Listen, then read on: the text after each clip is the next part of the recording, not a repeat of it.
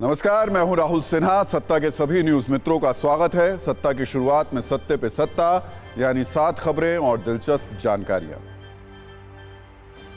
देश में एक बार फिर टीपू सुल्तान पर चर्चा हो रही है, बहस हो रही है। इसकी वजह है कर्नाटक में कांग्रेस विधायकों की मांग, जिसमें मैसूर एयरपोर्ट का नाम टीपू सुल्तान के नाम पर रखने का प्रस्ताव दिया गया है। बीजेपी का कहना है कि हिंदुओं के हत्यारे का नाम नहीं चलेगा। सत्ता में आज हम इस इतिहास के कुछ तथ्यों से आपको अवगत कराएंगे। टीपू सुल्तान को क्यों हिंदू विरोधी कहा जा रहा है, यह भी बताएंगे। संसद स्मोक कांड में आज बेरोजगारी वाला एंगल भी जुड़ गया। इस मसले पर सियासत तो पिछले 2 दिनों से हो रही है। अब राहुल गांधी ने यह कहा है कि संसद में सुरक्षा चूक की वजह बेरोजगारी है। इस पर भी सियासी संग्राम शुरू हो गया है। संसद स्मोक साजिश पर एक तरफ राजनीति हो रही है, दूसरी ओर पुलिस का एक्शन भी ताबड़तोड़ जारी है। अब छठे आरोपी महेश को भी पुलिस पकड़ चुकी है। 18 सवालों की लिस्ट तैयार है। सवाल यह कि इस साजिश में और कितने किरदार हैं। सत्ता में बात होगी महाराष्ट्र के ठाणे की प्रिया की, जो पावर और पैसे के नशे में धुत अपने बॉयफ्रेंड की क्रूरता की शिकार हो चुकी है। आईएएस के बेटे पर लड़की पर एसयूवी चढ़ाने का आरोप है। प्रिया सिंह के आरोप और दर्द को दुनिया के सामने लाने के लिए हमने एक स्पेशल कुंजी तैयार की है। 18 दिसंबर से कांग्रेस की क्राउड फंडिंग मुहिम की शुरुआत होगी। इसका नाम डोनेट फॉर देश रखा गया है। इस मुहिम में हर कांग्रेस पदाधिकारी को 1380 रुपए देने होंगे। 2024 लोकसभा चुनाव से पहले पार्टी फंड बढ़ाने के लिए कांग्रेस की यह तैयारी मानी जा रही है। सत्ता के न्यूज मित्रों को बता दें कि आज से 5 राज्यों में विकसित भारत संकल्प यात्रा की शुरुआत हो गई है। प्रधानमंत्री मोदी ने इसे हरी झंडी दिखाई है। इस मौके पर पीएम ने कहा कि हजारों गांवों के साथ शहरों में भी यात्रा होगी। मोदी की गारंटी वाली गाड़ी हर कोने में पहुंच रही है। और सत्ता में आज देश के लाखों एंड्रॉयड यूजर्स को सावधान करने वाली कुंजी भी तैयार है। यह खबर आपको हैकर्स से बचाएगी। अगर आप सैमसंग का मोबाइल इस्तेमाल करते हैं तो आपके लिए खतरा और भी बड़ा है।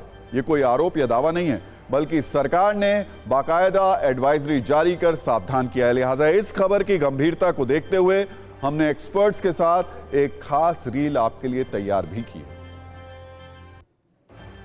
तो सत्ता में हम सबसे पहले ऐसे खतरे की बात करने जा रहे हैं जो सीधे हमारे करोड़ों न्यूज मित्रों से जुड़ा हुआ है। यह खतरा आपके मोबाइल से संबंधित है, जिसमें आपकी कई निजी जानकारियां होती हैं और उसी मोबाइल पर सरकार ने बहुत बड़े खतरे की चेतावनी जारी की है। इसलिए सबसे पहले हमारी आपसे यह अपील है कि अपने परिवार के सदस्यों के साथ अपने अपने मोबाइल लेकर आप सामने बैठ जाइए, क्योंकि आज हम आपको मोबाइल से जुड़े 2 बहुत जरूरी नंबर बताने जा रहे हैं। पहला नंबर यह बताएगा कि कहीं आपका फोन हैक तो नहीं हो रहा है। इसका पता आपको कैसे चलेगा? और दूसरी बड़ी बात, अगर आपका फोन हैक है तो किस नंबर को डायल करने से आपका फोन हैकिंग से मुक्त हो जाएगा। तो आज स्क्रीन से हटिएगा मत, क्योंकि ये 2 नंबर हम आपको एक कुंजी के जरिए थोड़ी देर में बताएंगे। आज हमने अपने न्यूज मित्रों को हैकिंग वाले खतरे से आगाह करने के लिए बाकायदा एक डेमो भी किया है। लेकिन सबसे पहले मूल खबर को समझ लेते हैं। दरअसल भारत में करोड़ों सैमसंग यूजर्स के लिए सरकार की ओर से एक अलर्ट नोटिफिकेशन आया है। लेकिन असल में यह खबर हर उस शख्स के लिए है जो एंड्रॉयड मोबाइल फोन इस्तेमाल करता है। और भारत में एंड्रॉयड मोबाइल यूजर्स की संख्या करीब 95% है। इसलिए हर न्यूज मित्र को यह खबर बहुत ध्यान से सुननी चाहिए। सरकार के तहत काम करने वाली नोडल एजेंसी CERT ने सैमसंग के 4 एंड्रॉयड वर्जन पर एक अलर्ट जारी किया है। और चिंता की बात यह है, यह अलर्ट हाई रिस्क कैटेगरी का है। सरकार के मुताबिक सैमसंग के 4 एंड्रॉयड वर्जन में ऐसी खामियां हैं जिससे आपका फोन आसानी से हैक हो सकता है। अलर्ट के मुताबिक आपके मोबाइल की संवेदनशील जानकारी हैकर्स के टारगेट पर है। और सिर्फ इतना ही नहीं, हैकर्स आपकी निजी जानकारी के साथ साथ सिम पिन को भी एक्सेस कर सकता है। अगले 60 सेकंड में वो नंबर आपके सामने आने वाले हैं, जिससे आप न सिर्फ ये पता कर पाएंगे कि आपका मोबाइल हैक है या नहीं, और अगर हैक है तो उसे कैसे खत्म किया जाए। लेकिन पहले यह समझने की जरूरत है कि सरकार के अलर्ट के मुताबिक मोबाइल फोन हैक होने की स्थिति में आपका क्या डाटा चोरी हो सकता है। आपके फोन में आपकी निजी तस्वीरें और वीडियो होते हैं जो आसानी से चुराए जा सकते हैं। इसके अलावा फोन में मौजूद नंबर्स चोरी हो सकते हैं। मोबाइल में सेव बैंक अकाउंट की डिटेल भी चुराई जा सकती है। कई जरूरी पासवर्ड होते हैं, वो भी लीक हो सकते हैं। इसके अलावा आपकी लोकेशन शेयर होने का भी रिस्क है। आईटी मंत्रालय के तहत काम करने वाली संस्था इंडियन कंप्यूटर रिस्पांस टीम ने सैमसंग के जिन 4 एंड्रॉयड वर्जन को लेकर चेतावनी जारी की है, जरा उनको भी नोट कर लीजिए। CERT के मुताबिक सैमसंग के जो स्मार्टफोन एंड्रॉयड 11, एंड्रॉयड 12, एंड्रॉयड 13 और एंड्रॉयड 14 के वर्जन पर चल रहे हैं, उनकी खामियों को उठाकर हैकर्स किसी भी यूजर्स का फोन हैक कर सकते हैं और उनका निजी डाटा चुरा सकते हैं। लेकिन यह खतरा हर एंड्रॉयड यूजर्स के साथ भी हो सकता है। उनका फोन भी हैक किया जा सकता है, लेकिन इसका पता कैसे चलेगा? इस मुसीबत से आप कैसे बचेंगे और आपके फोन को कैसे बचाएंगे? इसके लिए सबसे पहले हम आपको वो डेमो दिखाने जा रहे हैं जिसमें वो नंबर मौजूद हैं। इन्हें आप भी अपने मोबाइल पर डायल जरूर करिएगा और चेक करिएगा कहीं आपका फोन हैक तो नहीं हुआ है। आप नॉर्मली जैसे अपने नंबर्स डायल करते हैं, अपने कीपैड पे जाइए, यहाँ आपको डायल करना है *#21# एंड इसको आप डायल कर दीजिए नॉर्मली जैसे आप डायल करते हैं। तो यहाँ देखेंगे ये MIMI कोड जो है वो रन होगा और उसके बाद आपको ये एक मैसेज आएगा। इसमें लिखा होगा कि आपकी वॉइस कॉल फॉरवर्डेड है या नहीं, या फिर आपके मैसेजेस जो हैं वो फॉरवर्डेड है या नहीं है। अगर ये नॉट फॉरवर्डेड हैं तो it's good news, and if it's forwarded then it's bad news. But हमारा काम आपको सिर्फ डराना नहीं है। अगर इसमें ये लिखा हुआ आता है कि फॉरवर्डेड है या मैसेजेस फॉरवर्डेड हैं, तो हमें एक और कोड रन करना है, उससे हम इसको कैंसिल कर सकते हैं। बिल्कुल मैम, आप बताएं। तो ये कोड है, अगेन आपको कीपैड पे जाना है इस तरह से और आपको डायल करना है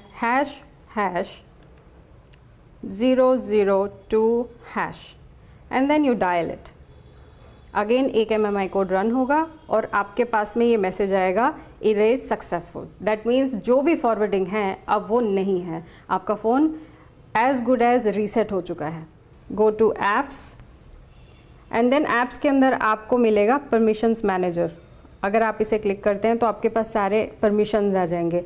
तो आप देख सकते हैं कि मैंने कैलेंडर की परमिशन 4 ऐप्स को दी हुई है। अब ये प्ले स्टोर को जो परमिशन है, फॉर एग्जांपल इंस्टाग्राम को परमिशन है, ये मैं रिवोक कर सकती हूँ। If I go here then it's in my control to allow access और डोंट अलाउ एक्सेस।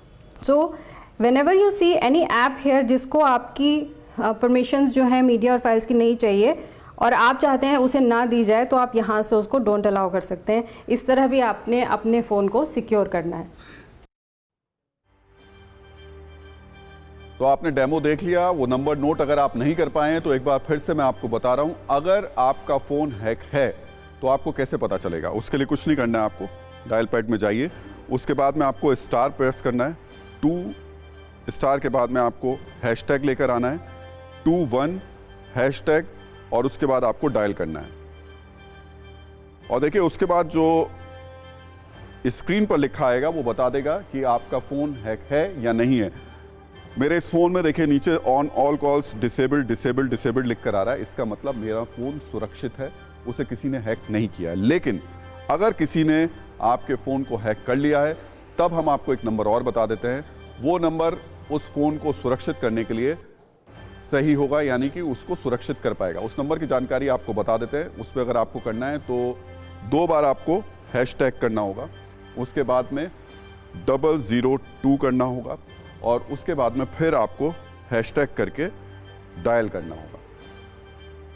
यानी 2 बार हैशटैग 002 फिर हैशटैग करेंगे और उसके बाद में जितनी भी अगर आपके अंदर कोई ऐसी चीज़ है जिसमें आपको पता है कि ये हैक हो चुका है, तो नीचे उसमें इरेज का ऑप्शन आएगा, उसको आप इरेज कर सकते हैं। यानी अगर किसी ने आपका फ़ोन हैक किया है तो आप उससे अपने फ़ोन को सुरक्षित करते हैं। ये दोनों नंबर सेव कर लीजिए, एक बार सत्ता में फिर हम आपको बताएंगे, लेकिन अभी जो 2 नंबर हमने आपको बताए हैं वो बहुत ज़्यादा महत्वपूर्ण हैं और आपके परिवार की सुरक्षा के लिए बहुत ज़्यादा ज़रूरी हैं। एक बार फिर से दोनों नंबर को नोट कर लीजिए, अपने मोबाइल में डायल करके चेक कर लीजिए। पहला नंबर है *#21#। अगर इसे डायल करने के बाद आपके मोबाइल पर कॉल, मैसेज या दूसरे फीचर्स के सामने नॉट फॉरवर्डेड लिखकर आता है तो मतलब आपका मोबाइल सुरक्षित है। लेकिन अगर इनके आगे फॉरवर्डेड लिखा हुआ है तो इसका मतलब यह है कि आपका मोबाइल हैक है और कोई आपका डेटा चुरा रहा है। अगर ऐसा है तो इसे खत्म करने के लिए आप अपने मोबाइल पर एक और नंबर डायल कीजिए, हैशटैग 2 बार 002#। ये डायल करते वक्त आपके फोन की हैकिंग जैसे ही आप इसको करेंगे खत्म हो जाएगी और आपका मोबाइल सुरक्षित हो जाएगा। सरकार की ओर से एंड्रॉइड यूजर्स, खासकर सैमसंग यूजर्स के लिए जो हैकिंग वाला अलर्ट जारी किया गया है, उससे बचने के लिए कुछ और सावधानी भी बताई गई है और इसे भी आप नोट कर लीजिए और अपने फोन पर इनका इस्तेमाल कीजिए।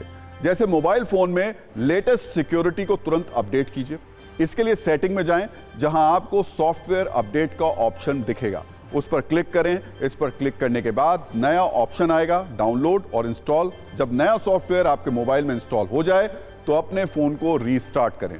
सरकार ने अपनी चेतावनी में यह भी बताया है कि पूरी जानकारी के बाद ही कोई ऐप इंस्टॉल करें और बिना जाने किसी भी लिंक पर क्लिक ना करें। इसके अलावा जो एप्लीकेशन आपके मोबाइल में पहले से मौजूद है उन्हें भी अपडेट रखें, क्योंकि पुराने ऐप में कई बग आने से आपका मोबाइल असुरक्षित हो जाता है और आसानी से हैक किया जा सकता है। इस पर हम आपको एक रील भी दिखाते हैं जिसमें आपके काम के बहुत सारे टिप्स हैं।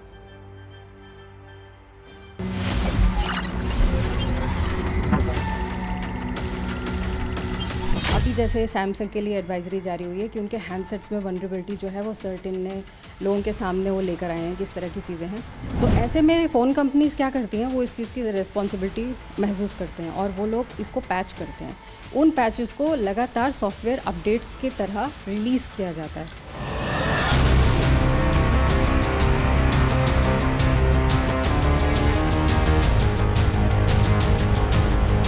तो फ़ोन कंपनीज़ लगातार अपने सॉफ्टवेयर्स को, जब आपके पास में नोटिफिकेशन आता है कि आप अपने सॉफ्टवेयर को या हैंडसेट को अपडेट कीजिए, तो आपको बिना किसी डिले के उसी वक्त उसको अपडेट करना चाहिए।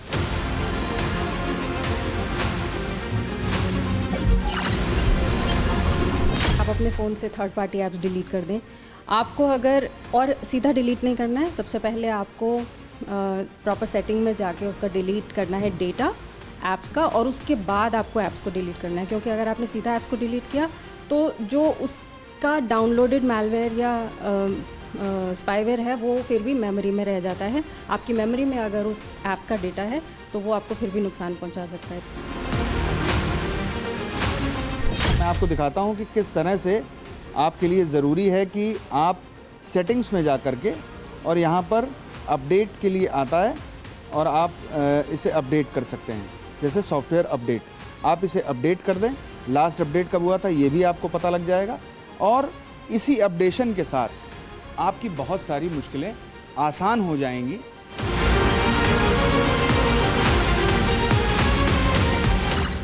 और सत्ता में बात अब उस टीपू सुल्तान की जो कर्नाटक में हर छोटे छोटे इंटरवल के बाद विवादों का केंद्र बन जाते हैं। वैसे तो टीपू सुल्तान की चर्चा ज्यादातर चुनाव के दौरान राजनीतिक दल ध्रुवीकरण के लिए करते हैं, लेकिन इस बार टीपू सुल्तान के नाम पर एयरपोर्ट का नामकरण करने को लेकर विवाद हो गया है।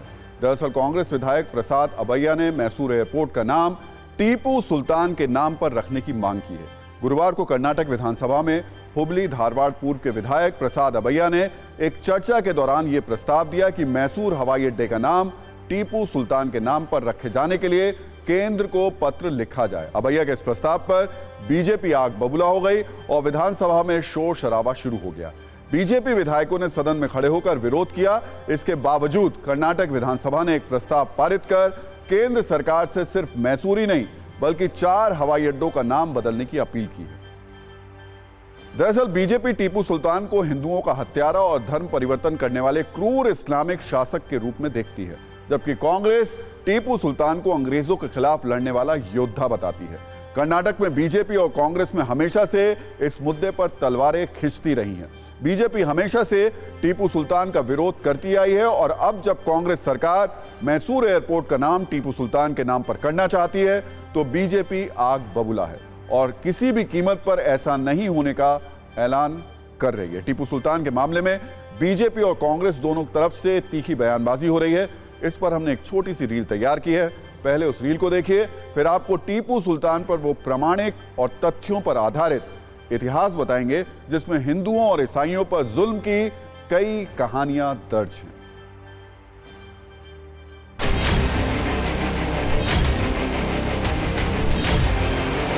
ಮೈಸೂರು ವಿಮಾನ ನಿಲ್ದಾಣಕ್ಕೆ ಕೂಡ ಟಿಪ್ಪು ಸುಲ್ತಾನ್ ಈ ಸಬ್ಜೆಕ್ಟ್ ಮಾತಾಡಿ ಪ್ರಸ್ತಾಪ ಮಾಡ್ತೇನೆ. ಈ ಸಬ್ಜೆಕ್ಟ್ ಮಾತಾಡಿ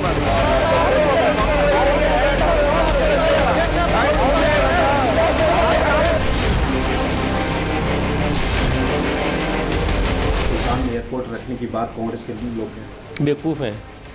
अब उनको तो लगेगा कि औरंगज़ेब नाम रख दो, उसके बाद कुछ दिन बाद वो मोहम्मद अली जिन्ना के नाम से भी कुछ कर देंगे। तो इससे ज़्यादा बेवकूफ़ी हो नहीं सकती।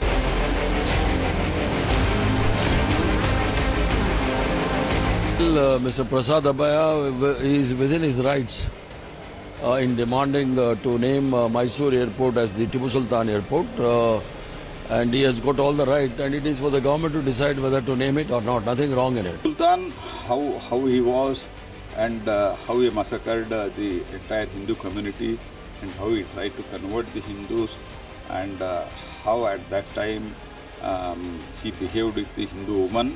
This is all, entire history is now in public domain, and history also is the witness for that.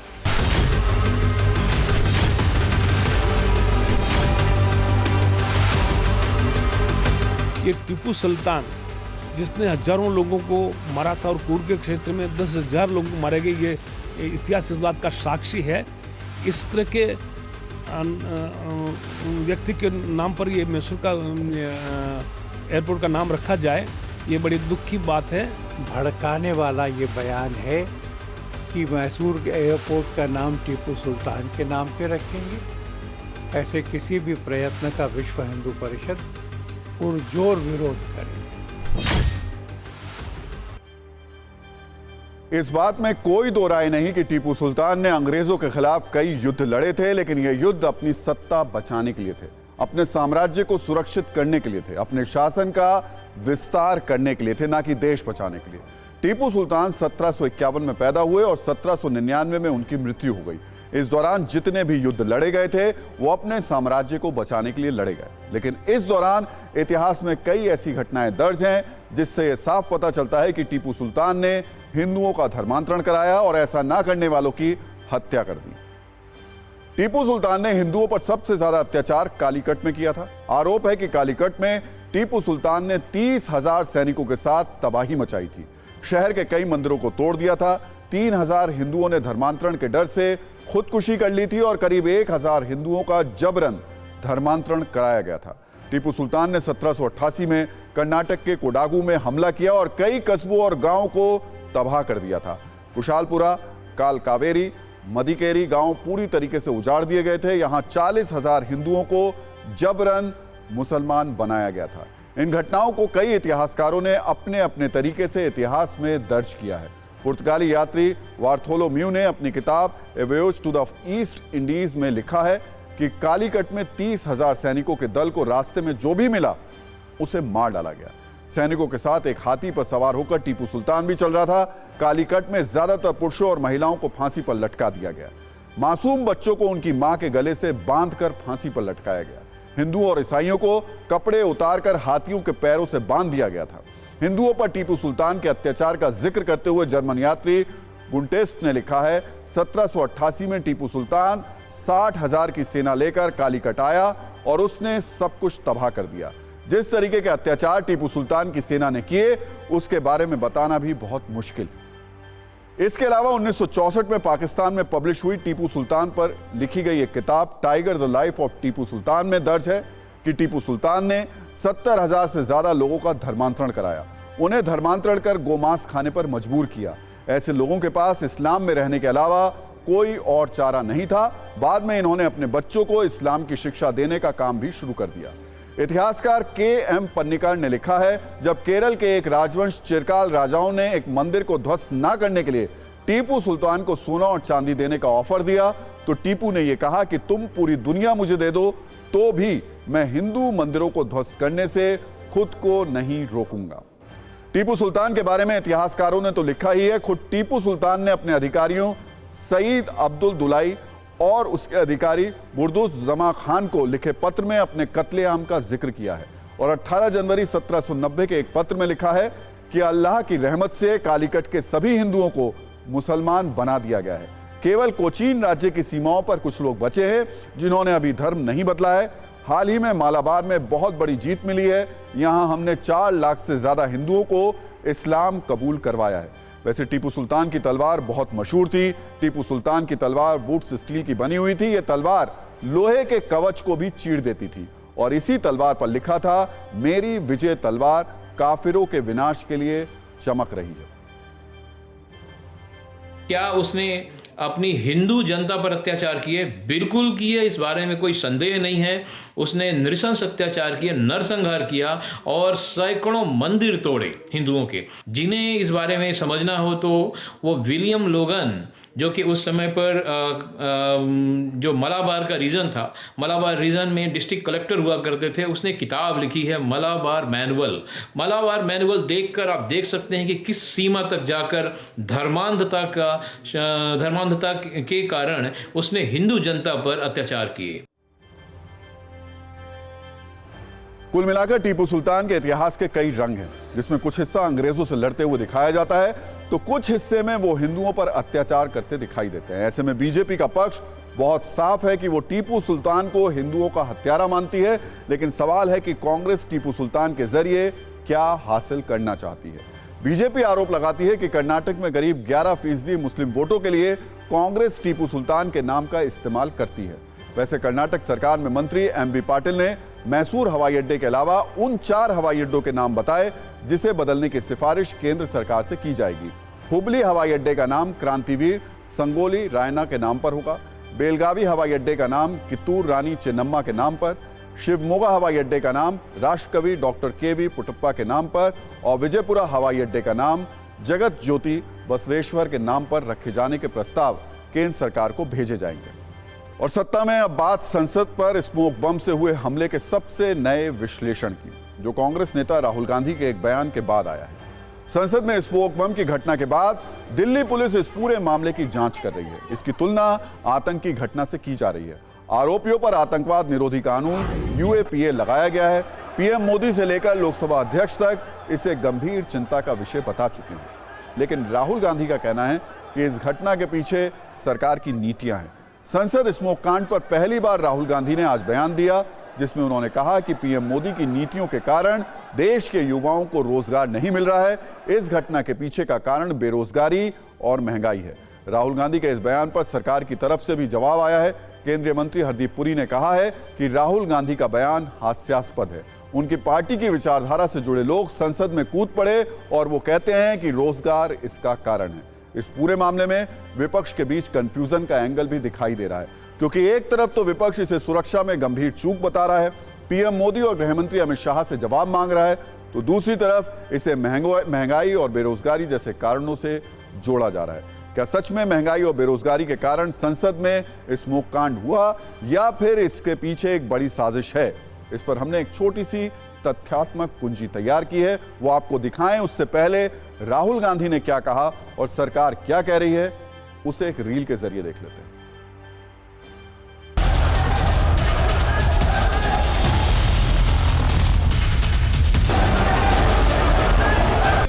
सुरक्षा ब्रीच हुई है, वो है, बट क्यों हुई? जो देश में सबसे बड़ा मुद्दा है, बेरोजगारी का मुद्दा, जो पूरे देश में उबल रहा है, मोदी जी की पॉलिसीज के कारण हिंदुस्तान के युवाओं को रोजगार नहीं मिल रहा है। तो ब्रीच जरूर हुई है, बट इसके पीछे कारण बेरोजगारी है और महंगाई है।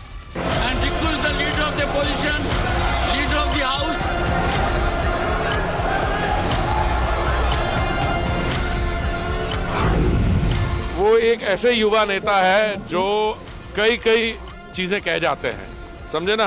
वो पार्लियामेंट में उनकी पार्टी के साथ जुड़े हुए कुछ लोग, उनकी विचारधारा के साथ जुड़े हुए कुछ लोगों ने वो छलांग मारी है और वो कहते हैं इसका कारण अनएम्प्लॉयमेंट है। टिप्पणी देते हैं, लोग हंसते हैं, अब क्या करें।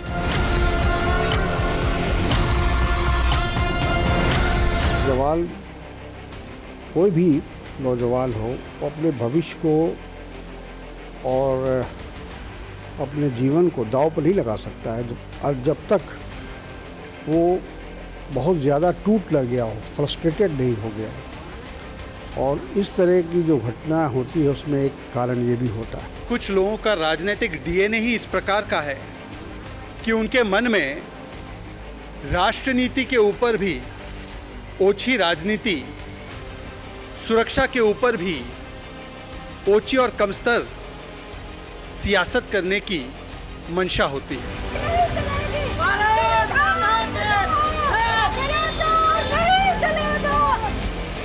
3 स्कोर अनएम्प्लॉयमेंट ये लोग हमारा ऊपर डाल दिया है। तो इसलिए यूथ जो है वो कंफ्यूज्ड हो रहा है, वो मेंटली डिस्टर्ब्ड हो रहा है और किसी तरह विपद में जा रहा है। Delhi police is giving an affidavit in the court that it is a terror attack. We didn't politicize. We didn't make it as a terror attack. We told it is a serious security lapse.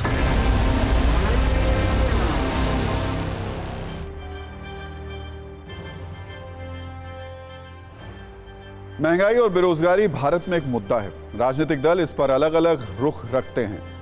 National sample survey office यानी NSSO के मुताबिक 2022-23 में देश में बेरोजगारी दर पिछले 6 वर्षों में सबसे कम है। इस वर्ष अक्टूबर में पब्लिश रिपोर्ट के मुताबिक जुलाई 2022 से जून 2023 के बीच बेरोजगारी दर 6 साल के निचले स्तर 3.2% पर रही है, जबकि centre for monitoring Indian economy यानी CMIE के मुताबिक जुलाई 2023 में देश में बेरोजगारी दर 8% करीब थी। बेरोजगारी पर देश में अलग अलग तरीके के आंकड़े हैं और हर राजनीतिक दल इसे अपने तरीके से इस्तेमाल करता है। वैसे अलग अलग इन आंकड़ों को छोड़ दें, यह भी मान लिया जाए कि देश में बहुत ज्यादा बेरोजगारी है, तो भी संसद में स्मोक कांड को जस्टिफाई करना बहुत मुश्किल है, क्योंकि संसद देश का प्रतिनिधित्व करती है और वहां मौजूद सांसदों को आतंकित करने की कोशिश खतरनाक है।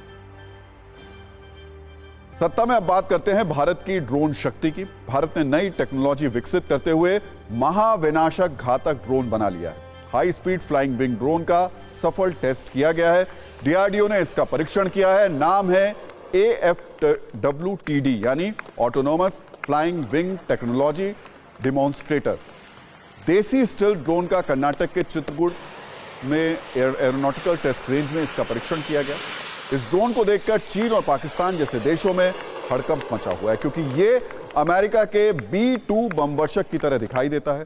सिर्फ कुछ सेकंड में इसकी ताकत वाला एक ट्रेलर देखिए, उसके बाद इसकी उन खूबियों के बारे में आपको बताएंगे जिससे दुश्मन कैंप में इस वक्त खलबली मची हुई है।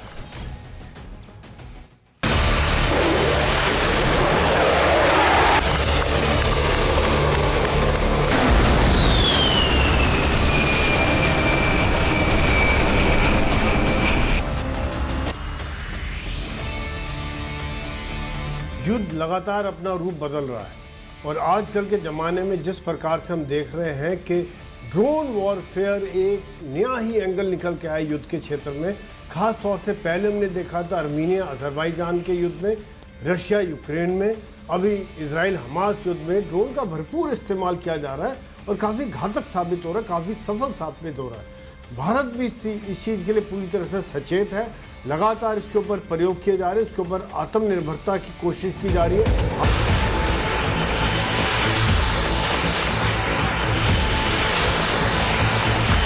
भारत ने इजराइल से पहले हेरोन UAVs लिए थे और साथ ही साथ अमेरिका से प्रीडेटर्स की बातचीत हुई है, वो ले रहे हैं, जो कि काफ़ी इफेक्टिव है। लेकिन जो अभी चित्रदुर्ग में ट्रायल किया गया ड्रोन्स का, ये वाकई में एक गेम चेंजर साबित होगा, क्योंकि इसमें स्टेल्थ है, इसमें स्पीड है, इसके अंदर पावर है और ये काफ़ी लंबे समय तक उड़ सकता है, और जो कि भारत की सेना, वायुसेना और नेवी सभी के लिए बहुत मददगार साबित होगा।